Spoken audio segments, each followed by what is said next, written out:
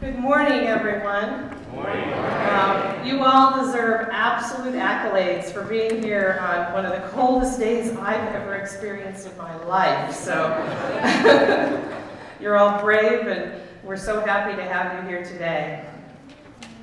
Well, I have to tell you a funny story that when I told my mother that I was going to be hosting this event with just a few of my friends, and that the governor was going to be here and he was going to talk to us about his book, she said, "Oh, honey, that is so nice. It'll be just like the other time you met the governor in Utah."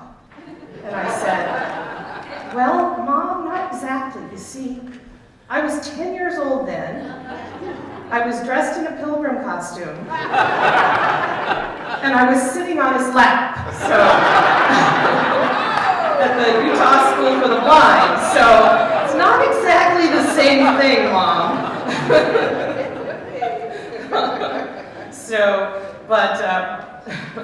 Seriously, it's a pleasure to be here today and to welcome all of you on this opportunity to hear from our governor of the Commonwealth about his book, A Reason to Believe. The Braille and Talking Book Library was involved in producing the book in Braille and also the audio version that many of you may have read. And if you haven't, you can order it from the library. And it is narrated by Deval Patrick himself. So it's wonderful reading, and you'll get a sample of that today.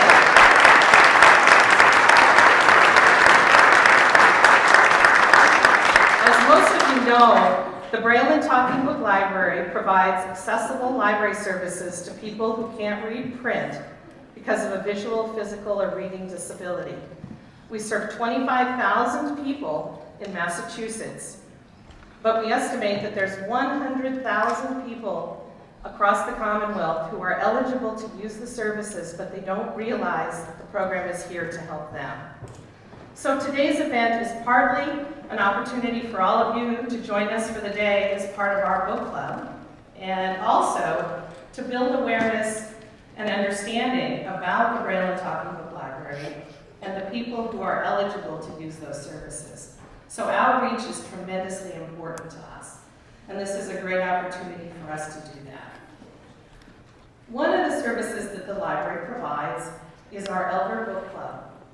They meet once a month in the library, and they all come together, discuss interesting books, and they have a wonderful time. I always look forward to the day when they're there with us because there's lots of chatter, lots of laughter, and lots of good fellowship. In May of 2012, the book club read A Reason to Believe, and they had their discussion, and they all really had so many wonderful things to say about the book.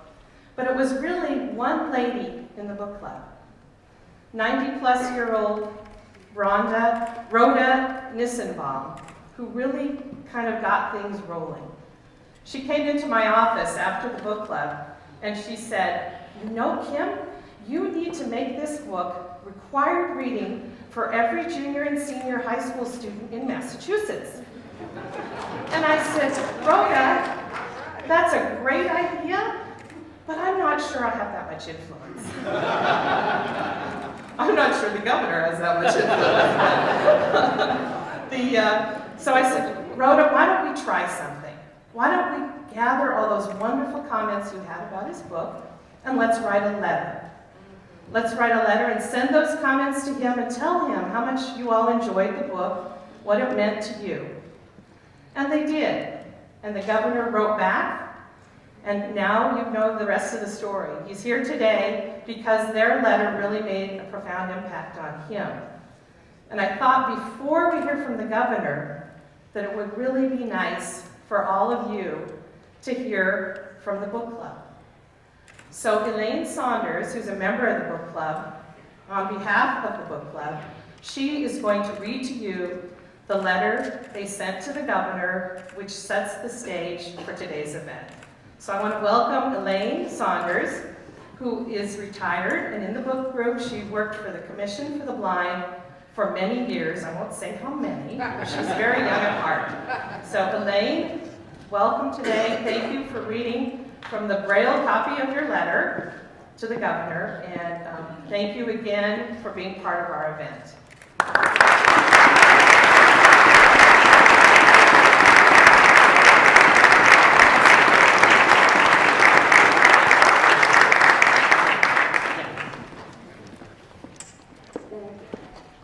Dear Governor Patrick, your book, A Reason to Believe, was the topic of a lively discussion at the May 2012 meeting of our Elder Book Group at Perkins, Braille, and Talking Book Library in Watertown.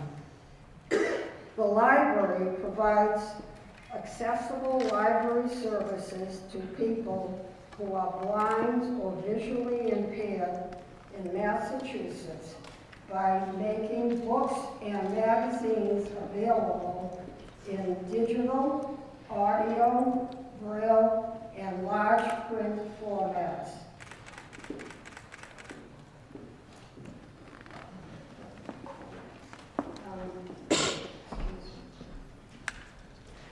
One on-campus service is a monthly book discussion. We admired your fluid writing style and your skills as a narrator as we listened to our special, quote, talking book, end quote, version. We were so moved by your book that we wanted to share with you some of our thoughts, collective thoughts. Overall, we felt that we really got to know you as a person, not just as a politician. We were struck by your sincerity and your genuine caring principles. We discussed the racial unrest related to the busing conflicts in Boston in the 1970s. While you experienced discrimination in your life, you downplay the incidents in the book. You were not embittered. You didn't sensationalize the bad things, but looked at them as life lessons. We respected your grandmother's courage and how you recognized her importance in your life. We admired you as you adjusted to both your life on the south side of Chicago and your life with people who quote summer, end of quote. We wished that your new colleagues could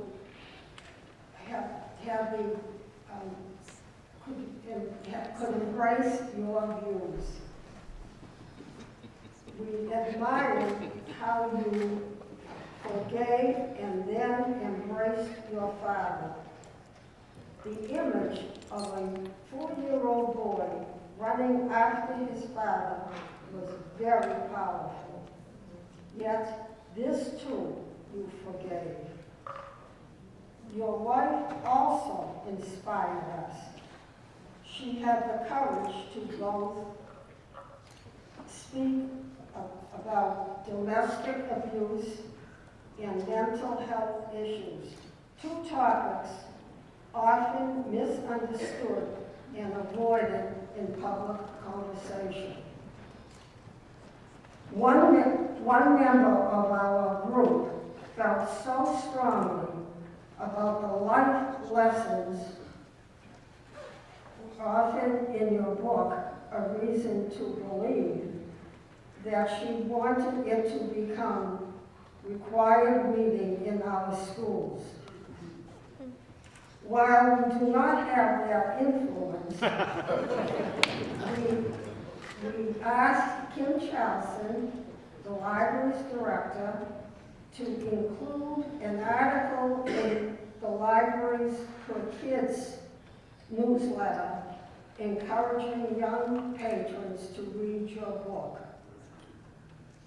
We would love to have the opportunity to meet you in person, to tell you how much we loved your book and compliment you personally for such an engaging book.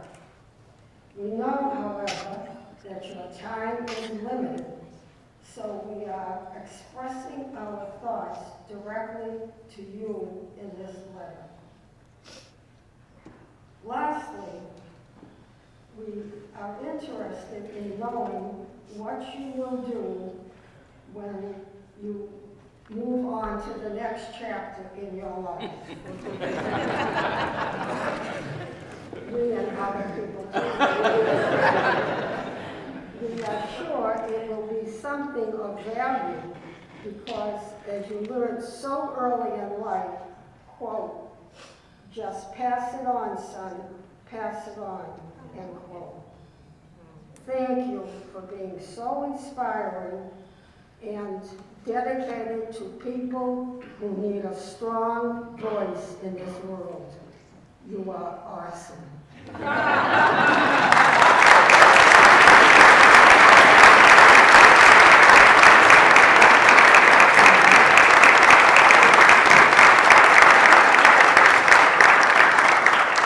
Sincerely, members of the Elder Book Group at the Perkins, Braille, and Elder Book Library.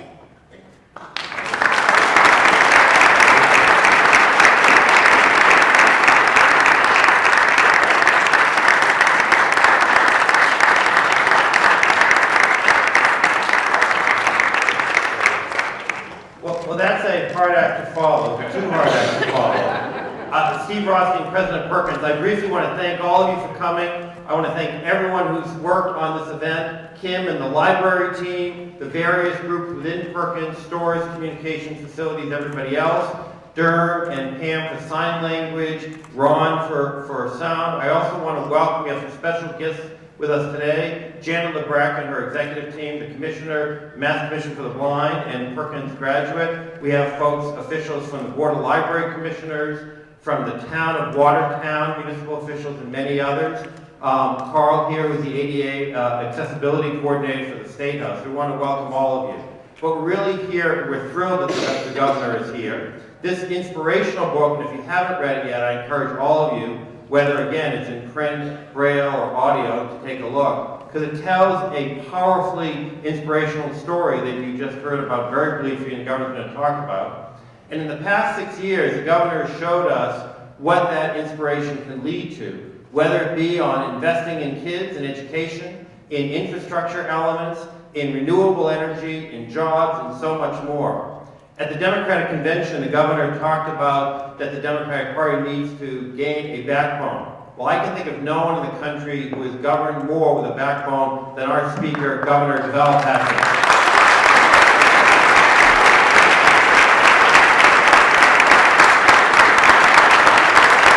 Thank you very much.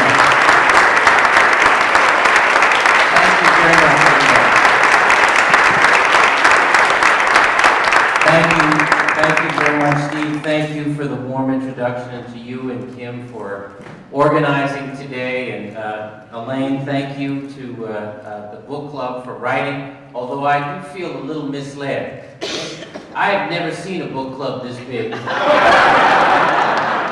I've never visited a book club where there were TV cameras recording the discussion about the book. I'm excited to be back at Perkins, and I was so touched by the letter that you all sent, and touched again listening to it. And those of you who are not familiar with the letter, you understand why I'm here, because it was extraordinary to feel so connected to the people who read what you write. This experience, and I think what I'm meant to do is talk a little bit about the book and read some from it, and then we can have some conversation. So I'll try to keep the first two things to a minimum so I can hear from you. But this experience of writing and then talking about a book is new for me, and interesting, I guess, would be the catch-all way to describe it. The expectations I have found of a book written by a sitting governor are that it's either a kiss and tell, or that it is it's laying the groundwork for some kind of future campaign. And those of you who have read the book understand it's neither of those things. I wrote the book because I am an unrepentant optimist and an idealist, and I have come to understand that as a strength, not a weakness. It's a book that is a gesture of gratitude to all of the people. Many of them I knew well, many of them, a few of them total strangers, who have given me that sense of optimism and idealism and convinced me that with hard work you can bring good things to pass in your own life and maybe in the life of others. So it's a gesture of gratitude, as I say, to teachers who've given me a reason to believe in the future, to family members and strangers alike who have given me a reason to believe in grace and the power of grace, to the church ladies who've given me a reason to believe in faith, to the voters who have given me a reason to believe in the politics of conviction. I have had a few compliments of the book, few as touching as the one that Elaine read on behalf of the Elder Book Club. But one of my favorite was someone who described the book as a love story. That it is about really expressing the love I have to the people who gave me those incredible lessons and have done so much to make my own life so rich and purposeful. Those lessons have had an impact on me. They have made me want to be a better man, a better parent, a better sibling, a better citizen. And they've also convinced me that within each of us we have that kind of that opportunity for positive, even transformative impacts on another. It doesn't have anything to do with your so-called rank in life. It has nothing to do with being governor. It has to do with being present in the world and with the people around you and recognizing the impact that you have on them, sometimes in completely improbable and unforeseen ways. I wanted to read, although it sounds like Elaine in the letter has already given away all the punchlines. I wanted to read a little bit from the book, and then we can open it up. There's a chapter about faith, not so much religion, but about faith. Humanism, I suppose, almost I would describe it, and I talk about the impact of this church I grew up in called the Cosmopolitan Community Church, which was about a block from where we lived on the south side of Chicago. And the deal on Sunday mornings, my grandparents having grown up in the South, and we lived with them, was that my grandmother would make a big, greasy, Southern breakfast on Sunday mornings. But we couldn't eat it until we came home from church. And her devious methods included cooking the bacon when it was time to wake up, which was enough to get you out of bed. But you couldn't touch any of it until you'd come home from church. And I described what this experience was like in the church. What I recall most vividly are the old ladies. They wore dresses whose bright colors had faded, or tailored suits in shades of brown and gray that may once have fit. Some wore gloves, yellowed with time. They all wore hats, pillboxes, ovals, broad-brimmed, and those little numbers shaped like military caps or fedoras, with ribbons and pins and plumes. All the jewelry was costumed and dated, but worn with pride. The ladies swept into the church with their grandchildren in tow and seated themselves with little ceremony, clutching their frayed King James Bibles, ready to get down to the business of worship. They nodded their approval during the sermon, or when student achievements were acknowledged, fanned themselves when it was warm, and glared at fidgeting children. Old ladies ran the place. When it was time to sing, they chose which hymns would best suit the pastor's message by humming the tunes until the organist caught on and caught up. The music rose from our pews, and the songs themselves, Amazing Grace, The Old Rugged Cross, were haunting, reverent, and spiritual. At the end of nearly every service, one particular old woman who sat in front would sing Blessed Assurance with conviction, white spittle collecting at the corners of her mouth, and the others would join in. People always sang like they meant it. Their hymns lifted us to a higher plane, the common miracle of every black church that I have ever visited. The overall tone was one of peaceful reflection, of true sanctuary. Once there, I inevitably forgot that I just wanted to earn the big breakfast back home. I watched those old ladies, and more important, experienced them. I knew from overhearing my grandmother's gossip about the calamity in their own lives. Yet I saw them encourage others when they themselves were suffering, when a child of their own was in trouble, when their own husband had lost his job, when their own spirit was in need of renewal. I got hugs when my good grades were announced, even when their own grandchildren had slipped into a gang. Their ability to love selflessly was constant and certain. I have had so many blessings in my own life, so many improbable gifts, that I am long past questioning whether there is an invisible hand at work in my life. To me, God is real. But my years at Cosmopolitan and the experience of those old ladies in hats emphasize that faith is less about what you say you believe and more about how you live. I go on to talk about in that story an experience a number of experiences. One I had during the first campaign, encountering these incredible and improbable and very modest people who were struggling, and I went and I made a campaign appearance with them, and I don't think any candidate ever had. And I did a bunch of things like that, where because I was naive and new and wasn't listening to the experienced pals around me, I went and visited people and asked for their help and encouragement and advice, who didn't normally have candidates come and ask for their help and encouragement and advice because they weren't, they didn't fit some demographic.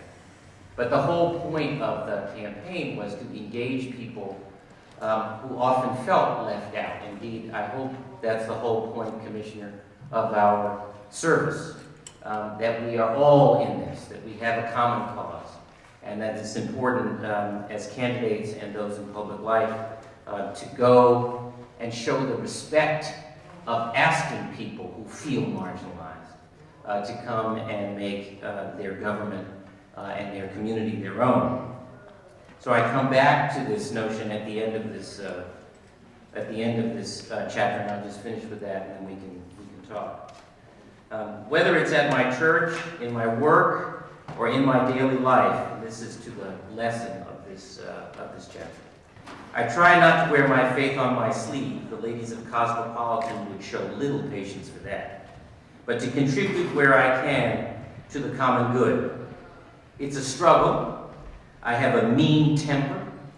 My patience can wear thin, and I can be short with people who are short with me. I am definitely still working on turning the other cheek.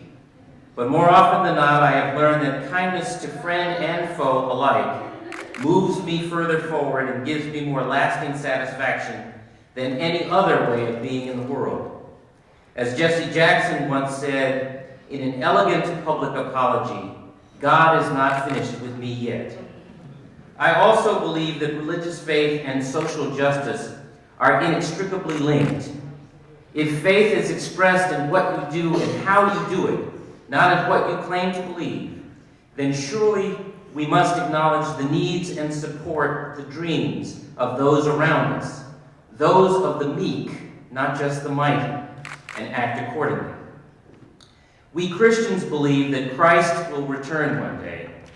I've thought about what form Christ will take when he does.